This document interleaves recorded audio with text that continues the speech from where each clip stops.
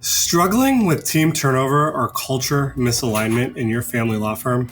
The root of the problem might not be your people. It could be your mission, vision, and values. Let's fix that. Welcome to the Revenue Roadmap Podcast, the show designed specifically for growth-minded family law professionals.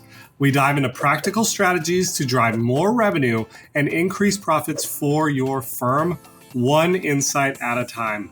I'm Tyler Dolph, CEO of Rocket Clicks, which is our full-service digital marketing agency focused exclusively on helping family law firms scale with smarter marketing and operational strategy.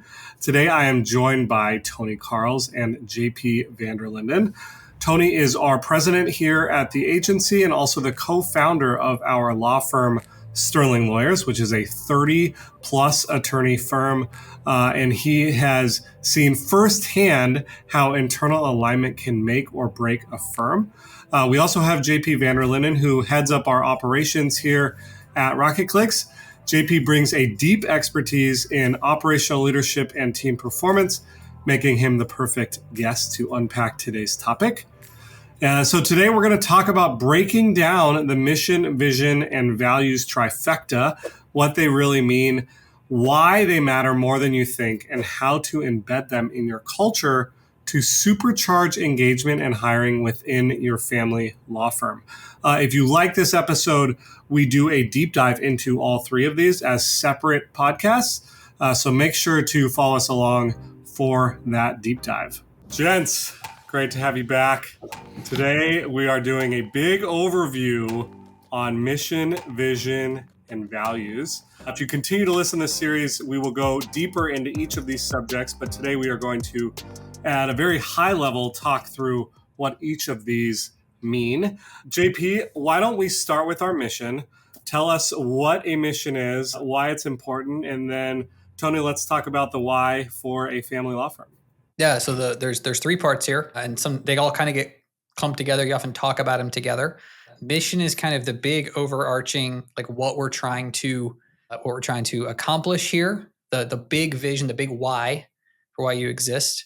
The vision is a little bit more specific, and so usually it has some like quantifiables of like what does it look like when you achieve the why, and like what's the steps you're going to take to get there. And then the values are all about behaviorally, what are you going to do in the day-to-day? What's your team going to do that's going to lead you to accomplishing your mission and your vision? So basically, where are we headed? What does it look like? And how are we going to get ourselves there? It's kind of the three parts: mission, vision, and values. Yeah, where this becomes really important is, when one of the previous podcasts we did, we talked about kind of the people framework of align, develop, transition. The first step of getting that framework put in place is having a really clear, compelling mission, vision, values, because that's going to be your foundation for all of your people systems. So when we talk about people systems, it's what a lot of this overarching series is about people and people systems. This is the absolute foundation of it: mission, vision, values. So if you don't have it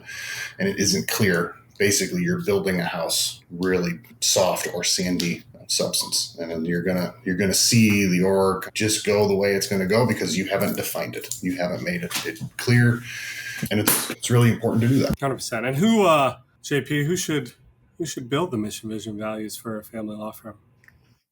Yeah, it's got to come from the top down. It's got to come from the leadership. It's got to come from the folks who are directing where you're going. Because if you don't have a clear vision, if you can't articulate it, the odds of your team being able to are incredibly low. And I will say, like, one of the temptations, and I've actually heard this from folks who have led organizations or growing their organizations, is there's a temptation to like involve like everyone in it. Like, what do you guys think it should be? What do you want it to be? And it's like, there's a time and a place to get feedback and input, but this is not it. This is the place for you to make a definitive statement and plant your flag on what you stand for, what you will and will not tolerate, and where you are going. This is your differentiation for your team internally. This is not a democracy. You need to step forward and you need to own this as the leader. I think I mentioned this on a different podcast, but we internally, both at the agency and not so much at the law firm, but definitely at the agency, tried to crowdsource this and have everyone have a say and a voice. And from personal experience, I will tell you it is not effective, because if everyone has a voice, kind of no one does, and then there's no buy-in. Yeah. When we crafted ours over at Sterling, it was Jeff Hughes kind of created the first version of what we called our vivid vision, which included mission, vision, values, and like being part of the co-founding team. I didn't know what a law firm should look like, so he took first stab at it, and then we wrestled over that for probably 3 to 4 weeks of just crafting that statement and defining like who we are and what we're going to be, and then then we read that out loud to each other every week to just reinforce it and kind of come back to who we said we're going to be. Are we making decisions in that? Are we executing against it? That type of thing. So it's really important. Like this, it seems small and insignificant because it's like, who cares? Like, I'm just supposed to do good legal work. Yeah, that is true. Who are you trying to become, and what are you trying to create? I think it's also very important if you want to grow your business. So we've done the work, and we listened to all of our podcasts and did a deep dive into mission, vision, values. We've created it. Now, JP, how do we use it to engage our team? Yeah, I'd say there's really 2 areas that you're going to think about this. One is that you're going to constantly remind your team on the mission and the vision. I heard a pretty well-known leadership coach say recently that if you're the CEO, you're actually the chief reminder.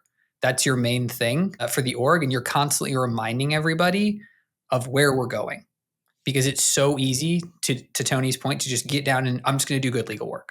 I'm just going to do the work, right? I'm going to do good plumbing work. I'm going to do good HVAC work. I'm going to do good marketing work, right? I'm just going to do my job. But why am I doing this again? And like, you will feel 100% like I'm blue in the face from saying this. I say it every 20 minutes. I feel like I'm saying it all the time. And right about the time you feel that way, that's your teams to be like, oh yeah, I remember that now. So don't get tired of saying it. You're the chief reminder. You need to keep bringing it up and reminding people of where you're going. That's one really big thing. We do that once a week with our team. We also do that on a monthly basis where we deep dive further. So like, you got to figure out your cadence and your rhythms, but you're going to assume people remember it because it's super important and close to you, and they don't at all. So Tony, I know you guys had some rhythms at the law firm for the vivid vision that you use as well to kind of think about that reminding. Mm-hmm. Yeah, that was something that we would read as a leadership team once a week, and then the individual teams and their L10s would also read it once a week. And it's just an opportunity to like come back and prevent the drift from continuing to drift. So I'd also say like this is, in a family law firm, these are really intense emotional conversations at times, a good chunk of them.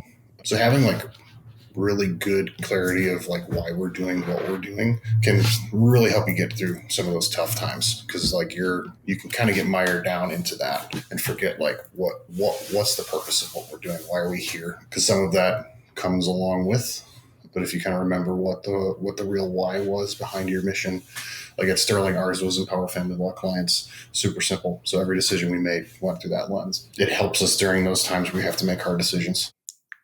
I think the second piece, how you asked about how it gets used. So like Tony said, the first piece is like you're repeating it, you're reminding it, you're using it as a filter. The second piece is really specific to the values. Values should be behaviors that you're looking for from your team. And you use those value behaviors to hire, to fire, and to reward. Like it's very straightforward. Like these are the things that you use to evaluate every single potential team member or current team member. Are they living out our values? So they have to be, when you're forming them, you have to ask yourself, would I fire somebody for not doing this?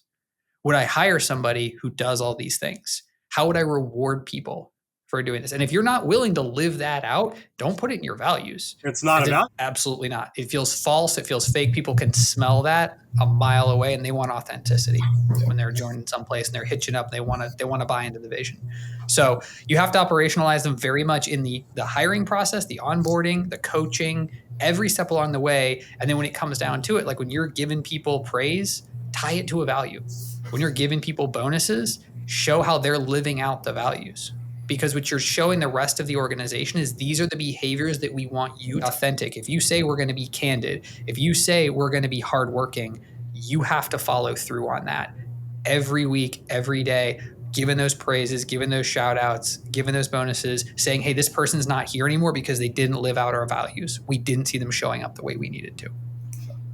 Well said. Yes, has to be the lens to which you're evaluating your law firm team members on. So, in concept, sounds great. So Yeah. one of the things that we do is our final interview is a presentation from a potential hire, and they got to present to us why they're a good fit for Rocket Clicks and our mission, vision, values, and why Rocket Clicks is a good fit for them.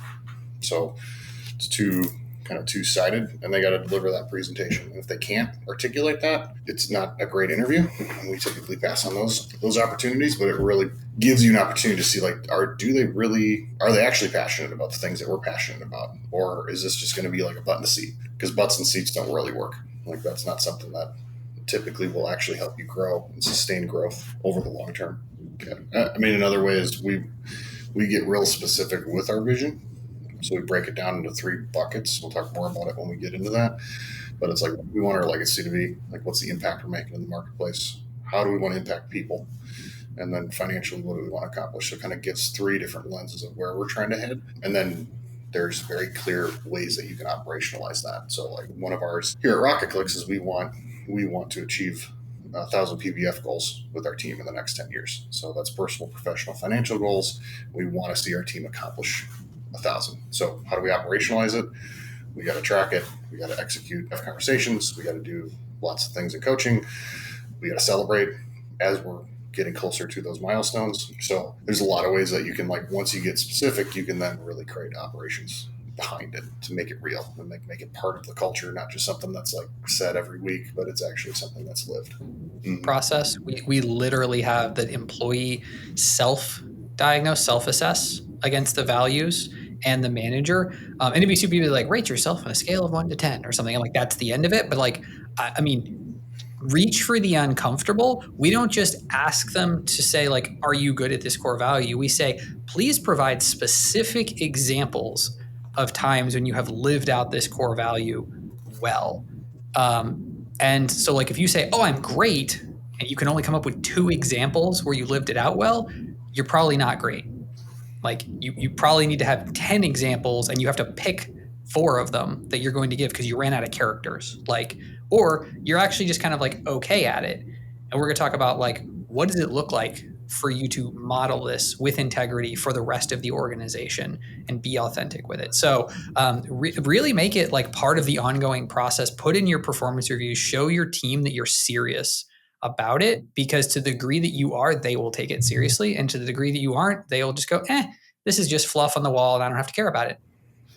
And like that, so like that little last point, I think is so important, because when you said the degree to which you take it seriously will be either the team will never take it more serious than you, and they will likely take it less serious than you. So the degree to which you take it seriously will dictate how serious they take it. You have to own it. Really be truly authentically you, because if it's not going to be the team. So yeah.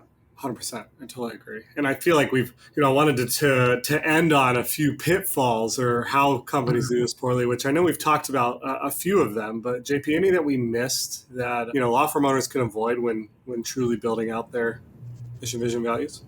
Yeah, I'd say there's probably 2 that I would call out. One is being unspecific with your language, being vague. And so if you're not detailed with your values, with your vision, then people are going to have different interpretations, and they're going to think they're living it out when they're not. And so you need to be crystal clear to the point where if you're not repelling somebody with the way you describe it, you're probably not being specific enough and clear enough. I 100% agree with that. I always say that one of the biggest reasons I love the Cowboys and I love the Yankees is because most people that like baseball, or most people that like the NFL football, they either like the Cowboys or they hate them. They either like the Yankees or they hate them. I'm like, perfect. Well, that's great branding, because now you have an opinion and you know who they are. Versus, I don't even know what the Cleveland Indians' new name is, because most people don't care about that team. It's like they don't like create any emotional response. And to JP's point, if you're trying to be everything to everyone, you're actually nothing to everyone. Like, you haven't repelled anyone, you haven't attracted anyone. It's just mush. So, and I would say if you do have them clearly articulated out and you're doing this within your firm, if you're not living these values out and you're not, like, allowing them to have financial impacts, because you're going to have situations where you have a client that they're going to try to push you outside of your values, or it's an opportunity you really shouldn't take. And like, are you willing to truly live that? Because if you're not, your team isn't going to trust you. Your team isn't going to actually believe it, because you don't really believe it when the rubber hits the road, because you're willing to violate it for a couple extra bucks. So, well, I can violate it because I don't have time to do it. It's going to be how your team member thinks about it. So yeah, that leads to my second one that I think we haven't really talked as much about is like, when you go to apply these, if when things are down, you opt for things that you didn't put in your mission, vision, values, you probably didn't accurately represent your desires for the organization well.